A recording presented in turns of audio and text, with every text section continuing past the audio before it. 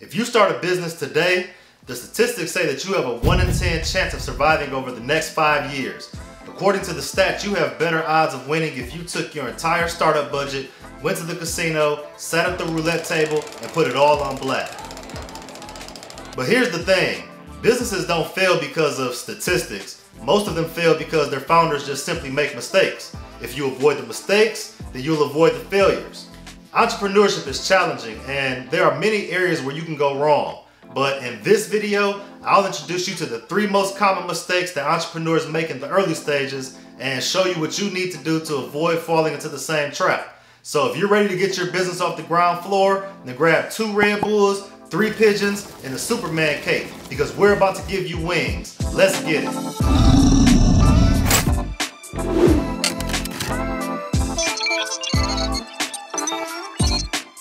The good news is the hardest part of building a startup or even a small business is the earliest stages. I mean, sure, even established businesses can make mistakes, but their mistakes are usually a lot easier to recover from. In the beginning though, mistakes can mean that the entire business goes belly up before it even has a chance to establish itself. And I'm not talking about those outlier mistakes like you hired an accountant who stole all the business's money, or one of your partners spent all the money on a new car or something.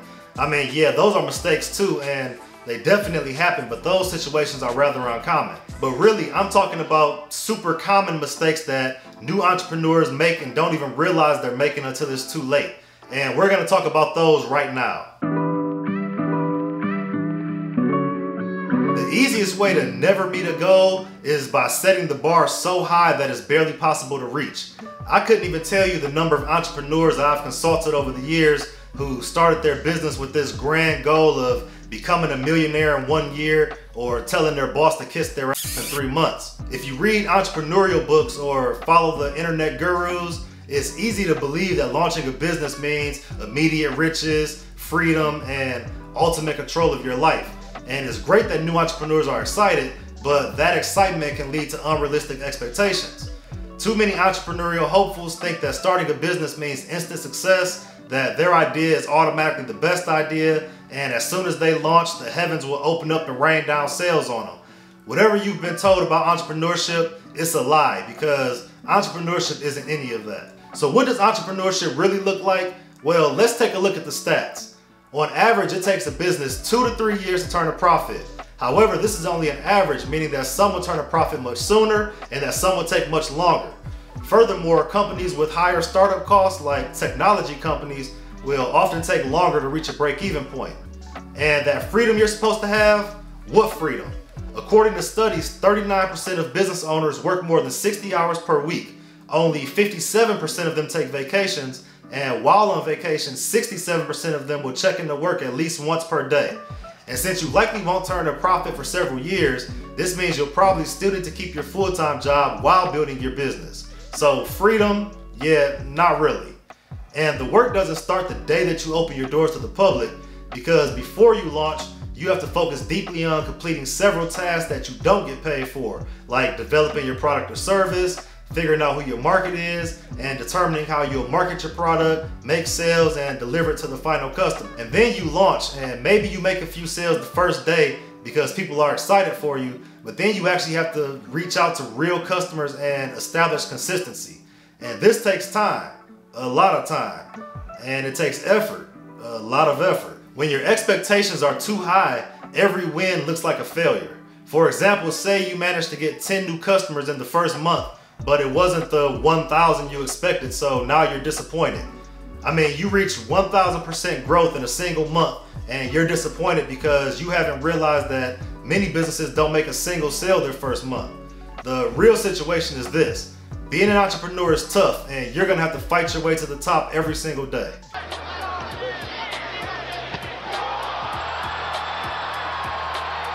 It's a slow and steady process, but this way is better because it really gives you time to learn about your customer and identify their needs, their frustrations, and their demands. I mean, just like every other successful entrepreneur, you're gonna start with your first customer, your first employee, and your first deal. and then you'll compound all of that knowledge every day until you succeed. It's easy to let the media fool you. I mean, yes, there are some entrepreneurs that launch a product and it blows up overnight, turning them into instant billionaires. But this is the exception, not the standard. So how do you manage your expectations from the start? Well, you have to set SMART goals. This means that when you're setting your objectives, they should first be specific. So instead of saying that you want to make a lot of sales, put a number on it, like make 10 sales in month 1. It should also be measurable. So it should be something that you can easily measure and assess. Selling a lot of products this month isn't specific and you can't objectively measure the outcome. But saying 10 sales this month is quantitative. You'll either meet the goal or you won't. It should also be attainable. And this is the big one because your goal has to be something that you can actually reach. It should be realistic and something that you can actually achieve. I mean, sure, all of us hope to make $1 million a month in profit from our business, but in month 1, this really just isn't likely. Maybe earning your first $500 is the right goal, but it should really be based on what's attainable for your specific situation. It also needs to be relevant. So in other words, it should have significance to the larger objective. And lastly, it should be time-based. Ask yourself, when will I actually reach this goal? Will it take a week, a month? Put a time on the goal and then stick to that objective. Unfortunately, the truth is, you probably won't hit the big leagues after one single day of practice. But you can start at step 1 and first make it your goal to learn how to hold the ball.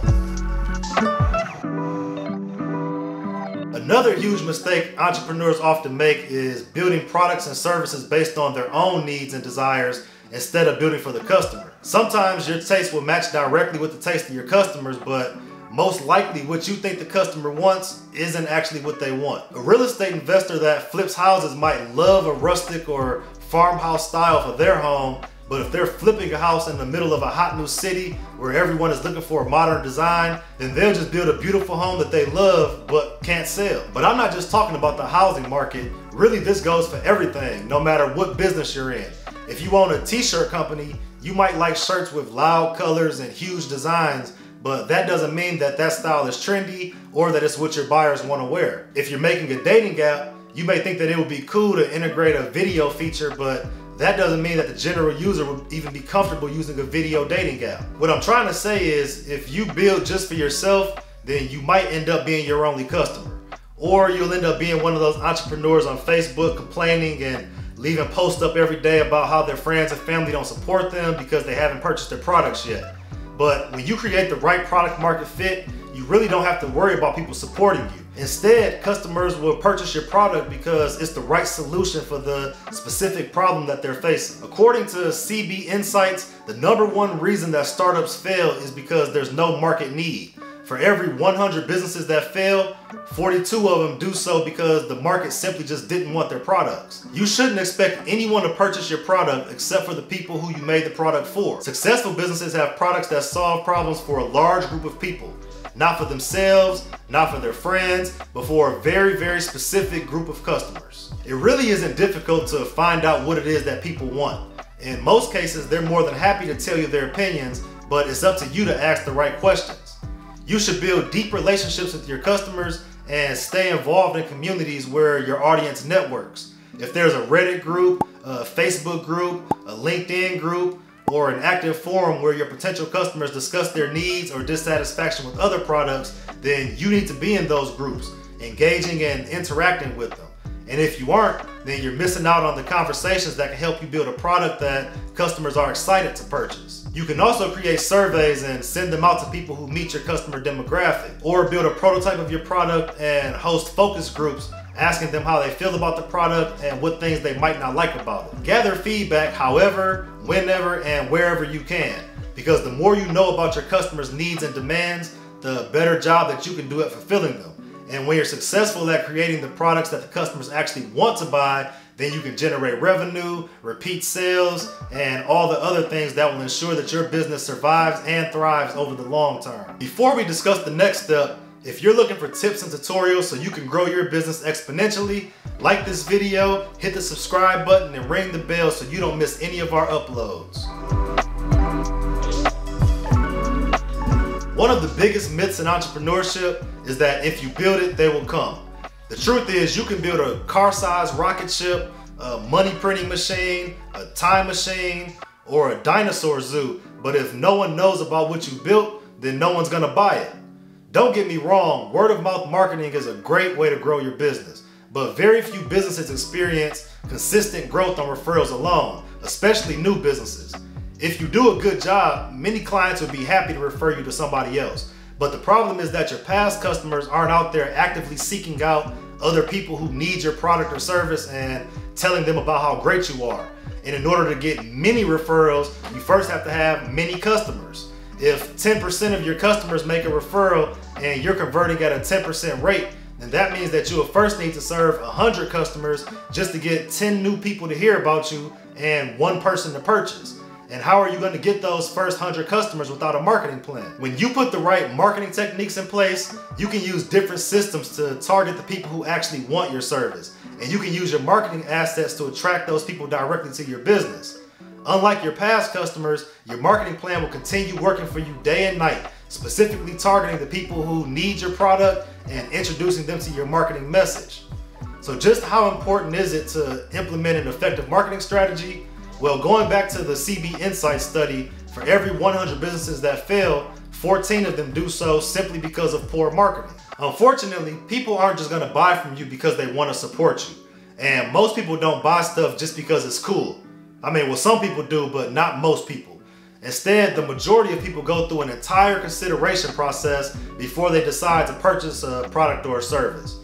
First, they become aware of a product or a service or a brand. Then they become interested, then they make a decision, and finally they make a purchase. In some way or another, a prospective customer will make a connection with your brand several times before they decide to make a purchase. Studies say that it takes an average of 8 customer touches to achieve an initial conversion. And this doesn't necessarily mean a sale, since a conversion could be a prospective customer signing up for a consultation or them just downloading a lead magnet. But the more marketing assets that you have out there, or the more opportunities that you give your customers to interact with your brand, the more likely it is and the quicker that they will progress through the sales funnel and finally become a real paying customer. Launching a business isn't easy, but it is possible and it's extremely rewarding if you do it correctly. Avoid the mistakes that have taken down thousands of businesses before you. Manage your expectations, build products and services that customers actually want, and market it to them directly, and you'll be on your way to building a successful business. I hope you enjoyed this video, and I'll see you in the next one.